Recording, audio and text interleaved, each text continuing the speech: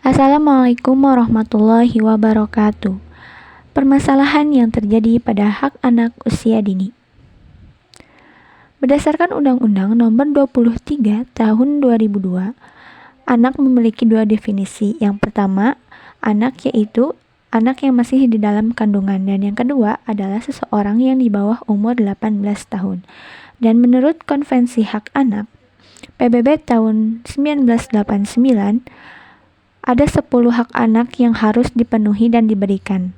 Salah satunya adalah hak untuk persamaan, yaitu setiap anak berhak mendapatkan kesempatan yang sama untuk tumbuh, berkembang, dan berpartisipasi secara wajar sesuai dengan martabat kemanusiaan, dan setiap anak harus diperlakukan sama di bawah hukum. Dan anak-anak memiliki hak untuk diperlakukan sama tanpa diskriminasi. Dalam Peraturan Nomor 2 Ayat 1 dalam Beijing Rules, standar peraturan minimum diterapkan kepada anak-anak pelanggar hukum dengan cara tidak memihak, tidak dengan pembedaan dalam segala wujudnya, contohnya ras, warna kulit, kelamin, bahasa, agama, politik, dan pernyataan lain, lalu asal kebangsaan, juga kewarganegaraan, serta harta benda kekayaan kelahiran ataupun status yang lain. Lalu dalam Undang-Undang 1945 Pasal 28B Ayat 2 dikatakan bahwa setiap anak mempunyai wewenang atas kelangsungan hidup, tumbuh, dan berkembang, pula mempunyai wewenang atas perlindungan dari kekerasan dan diskriminasi.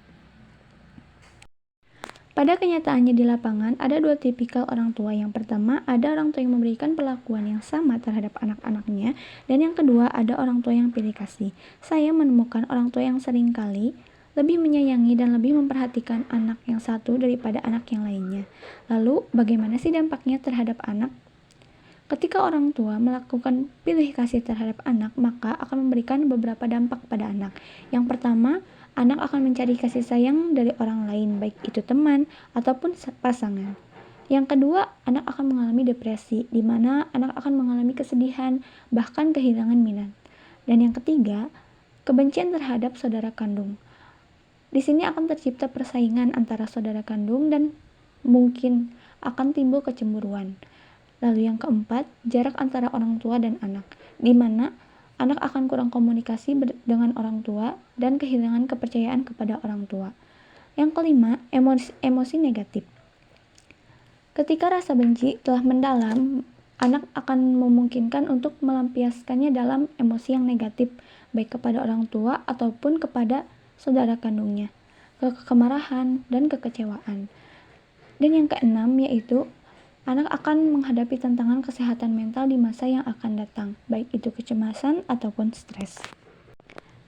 Bagaimana orang tua mengatasi sikap pilih kasih? Yang pertama, kesadaran. Orang tua harus menyadari apakah dia telah berlaku atau bersikap pilih kasih terhadap anak-anaknya. Jika dia tidak tahu, maka orang tua bisa menanyakan kepada teman-teman terdekat, saudaranya, ataupun kepada orang tuanya.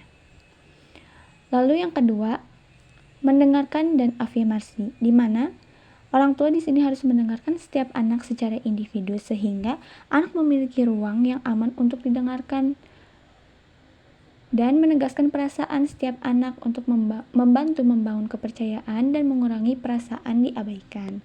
Dan yang ketiga adalah waktu bersama, di mana orang tua harus menghabiskan waktu berkualitas dengan setiap anak secara individual untuk memperkuat ikatan dan memastikan perhatian yang setara. Berikutnya akan ada video tentang implementasi.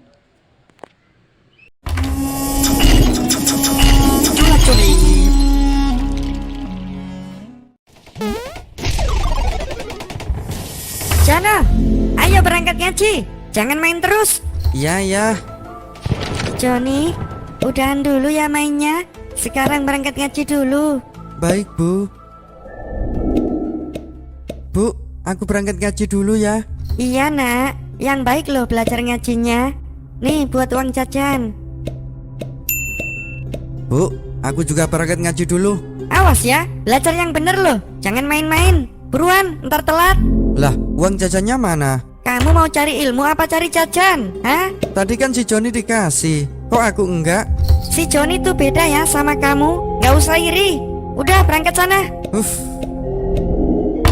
Kasihan dia, Julip. Benar, kayaknya orang tuanya pilih kasih deh.